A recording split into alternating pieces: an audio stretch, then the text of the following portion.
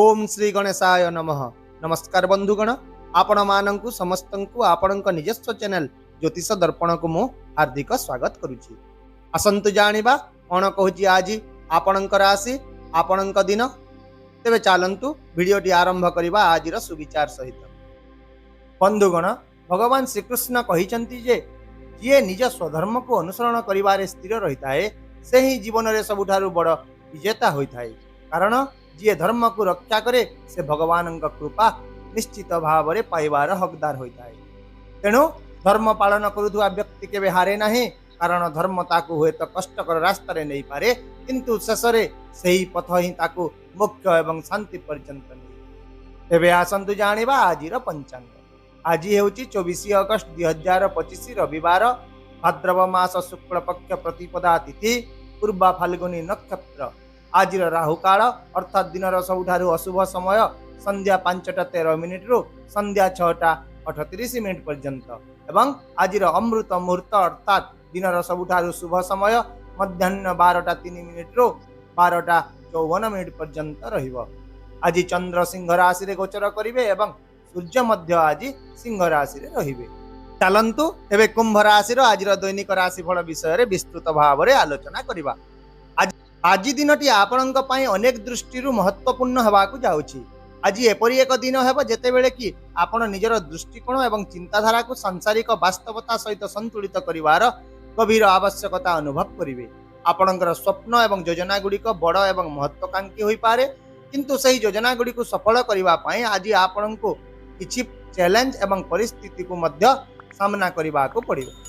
यह छड़ा आज आपण को द्वंद्व किंबा असहज परिस्थितिर सम्मुखीन होबाकू मध्य पड़िबो। विशेषकर आज आपण एपरि किछि लोकंक सामना करिवे जो माने आपणक परि महत्वाकांक्षी एवं दृढ़ अटंती। यह व्यतीत आज आपण किछि सांप्रतिक क्षति किंबा विफलता पाई निजको दोष दे पारंती। हेले दिनटी आपण को सिखाइबो जे आपण किपरि भावरे चिंता को दमन करि पारिबे।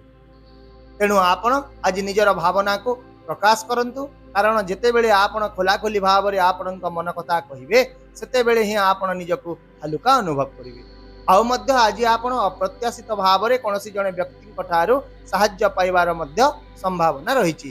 जेपरि अंधार परे आलोक आसीताए सही परि कष्ट परे खुशीर किरण आज आपणक जीवन रे प्रवेश करिवो।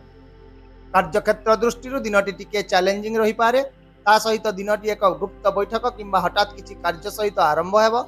विशेष भाव में आज आपण काहाको अंध भाव में विश्वास करंतु नाही, नचेत यह आपणक पई घातक साब्यस्त होई पारे। विशेष भाव में एही दिग प्रति आज आपण सतर्क रहंतु। आपणकर भद्र एवं दक्ष आचरण सहकर्मी एवं वरिष्ठ अधिकारी माननकु प्रभावित करिवो।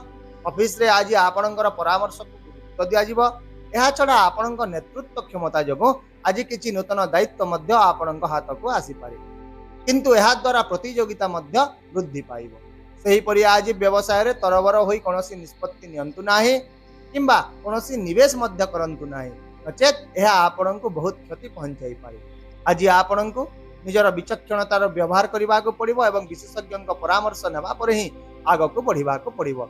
यह व्यतीत निज कर्मचारी परामर्श को मध्य ध्यान दियंतु, जहा आपणक व्यवसायिक कार्य को आहुरी भल करिवो। आर्थिक क्षेत्र में दिनटी मध्यम टिके अधिक शुभ रहा जाउछि। गोटे पटे किछि हठात खर्च आसीबो तो अन्य पटे सरकारी योजना किंबा उत्तराधिकारी सूत्ररो लाभ पाइबार संभावना रहिछि।